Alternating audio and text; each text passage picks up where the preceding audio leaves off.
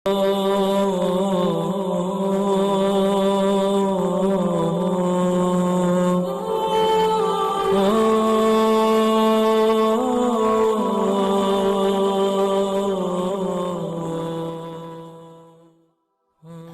باللہ من الشیطان الرجیم بسم اللہ الرحمن الرحیم۔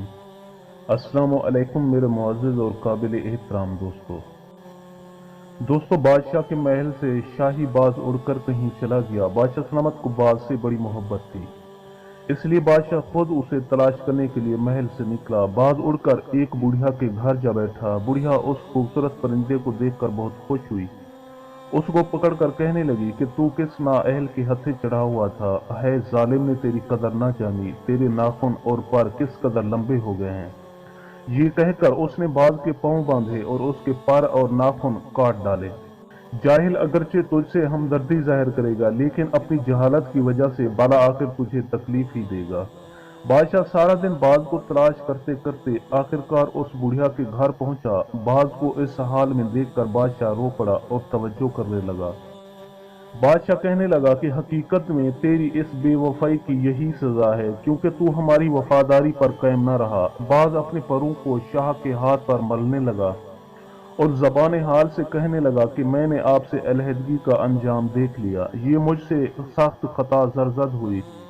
اے بادشاہ، میں شرمندہ ہوں، توبہ کرتا ہوں اور تجھ سے نیا عہد و پیمان کرتا ہوں۔ اگر تو مجھے نہ بخشے گا تو پھر میں کس کے دروازے پر جاؤں گا؟ اگر تیرا لطف و کرم میرے شامل حال ہو جائے تو ناخنوں اور پروں کے بغیر بھی میں شہباز ہوں۔ باز کی پشیمانی اور گریہوزاری کو دیکھ کر بادشاہ کے دل میں رحم آ گیا۔ بادشاہ نے پھر اسے اپنا محبوب بنا لیا۔ جو شخص کسی جاہل کی صحبت اختیار کرے گا اس کا بھی یہی حال ہوگا جو اس باز کا ہوا۔ باز کے پر اور ناخن ہی تو اس کے کمالات ہیں جن سے وہ شکار کرتا ہے۔ جاہل بڑھیا کو وہی کمالات معیوب نظر آئے جس کی وجہ سے ظالم نے باز کو بالکل ہی بیکار کر دیا۔ دوستو، اس واقعے سے ہمیں یہ سبق ملتا ہے کہ یہ دنیا بھی اس جاہل بوڑھی عورت کی مانند ہے۔ جو شخص اس کی طرف مائل ہوگا وہ بھی ذلیل و رسوا ہو جائے گا۔ اگر تو بھی اپنی جان پر ظلم کر بیٹھا ہے تو بارگاہ بے کس و پناہ سے معافی مانگ لے۔ جب انسان پشیمانی کی حالت میں گریہوزاری کرتا ہے تو اس وقت رحمت الہی کا دریا جوش میں آ جاتا ہے، پھر رونے والے کا دامن اللہ تعالیٰ اپنی رحمت سے بھر دیتا ہے۔